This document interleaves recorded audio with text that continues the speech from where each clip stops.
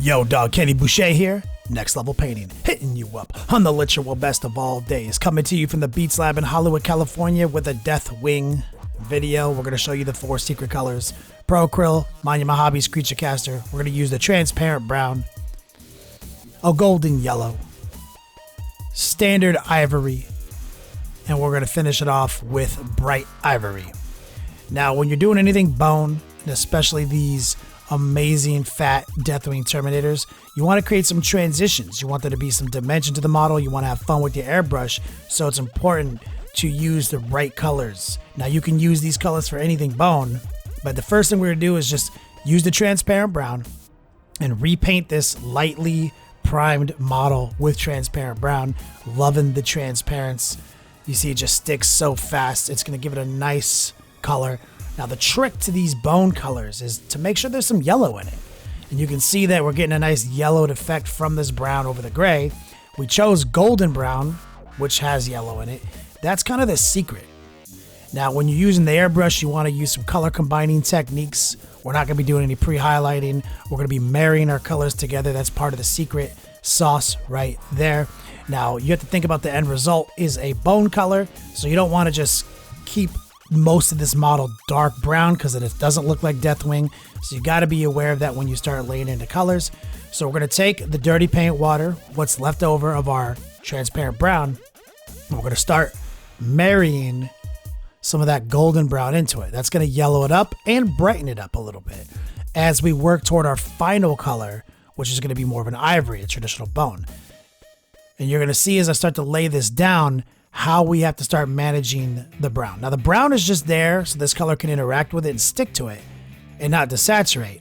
The brown will stay in the most deep recesses, the crevices, the shadow lines, but we're not going to leave a lot of it behind. A lot of times I do like really dramatic airbrushing. We leave a lot of the black behind, make it super dramatic and look its best.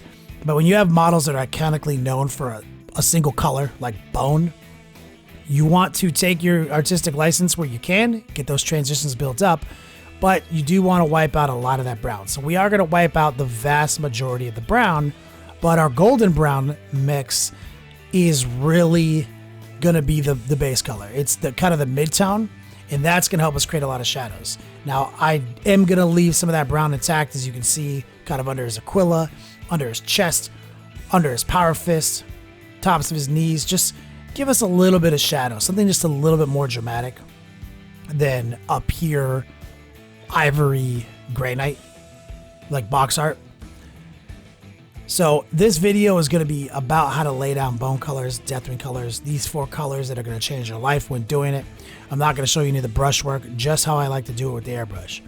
See, we're just taking our time, doing several passes, building it up, because the first time you put the airbrush down, if you're painting thin like I do, it's not at its maximum opacity. So usually 2, maybe 3 passes, and you're going to achieve it.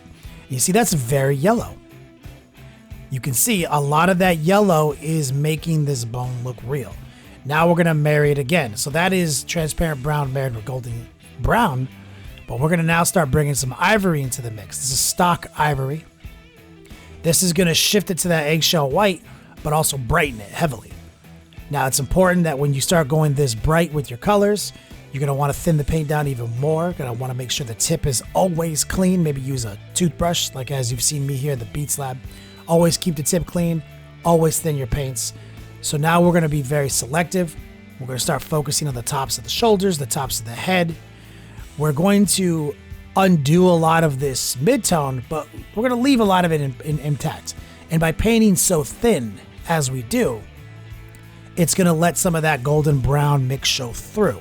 So it's not truly going to be that, eggshell white. There's going to be a lot of play between these colors. This is that color combining, that marriage technique. A lot of times you might see me doing some pre-highlighting on the channel. That's not what we do in these types of situations. We want the colors to play off of each other. Think of it as glazing. If you do any traditional glazing with a paintbrush, you're trying to get the colors to interact with each other by being so transparent with the top coat. Well, that's what's happening right now. And now we're doing the second pass, third pass, and you can see it's subtly brightening itself up as we achieve more opacity. The first coat's always going to be a little bit more muted. You always want to be careful. If you don't go on thin enough, it'll be too much. Now we're going to bring in the bright ivory to the dirty paint water. We dump some of it out. We're going to brighten it up. We're going to thin it down even more than it just was thinned. And we're going to go hard. A little flow improver in the pot. Gangster gumbo deployed. Stir it up. And let's go. Now this is going to be our most selective stage yet. We don't want to completely paint them this color because then that's just the box art. We want to leave those mid-tones, those beautiful ivories, all those transitions we already started establishing. We want to leave that play between them intact. And by going on this thin, there is play. It's taking on some of the qualities of what's underneath it, but leaving some of its own reality on the tops, on the highest points of the model. And as we do 2, maybe 3 coats, we achieve full opacity where we want it. And you can see we're starting to get that effect. It's definitely bone white. Now it's time to go in with pure bright ivory and finish it off. Here we go. The most selective yet. Just a little bit on the head, a little bit on the shoulders, a little bit on the back. And you see transitions are intact. There's no question that he's bone colored. We didn't leave too much brown behind. Anywhere you see a lot of brown, that's actually just some shit I'm going to paint later. I'm going to paint the barrel of the gun, the casing, all that shit. But there it is. Recap. These 4 colors are going to save your life. Transparent brown, golden brown, ivory, and bright ivory. One of the secret signatures to doing any bone workup is making sure there's the correct amount of yellow in the workup. And that's where the golden brown came from. If you don't have a golden brown, ochre works just as good if you mix it with your brown.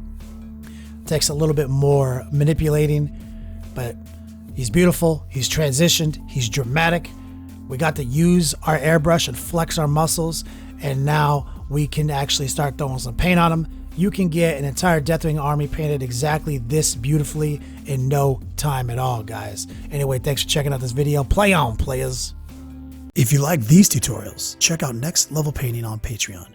Become a patron of the arts today. We offer early and exclusive access to our videos and a rewards program for different pledge levels. Patreon is PayPal and credit card secure, so you don't have to worry about that. We use 100% of the money to improve our process.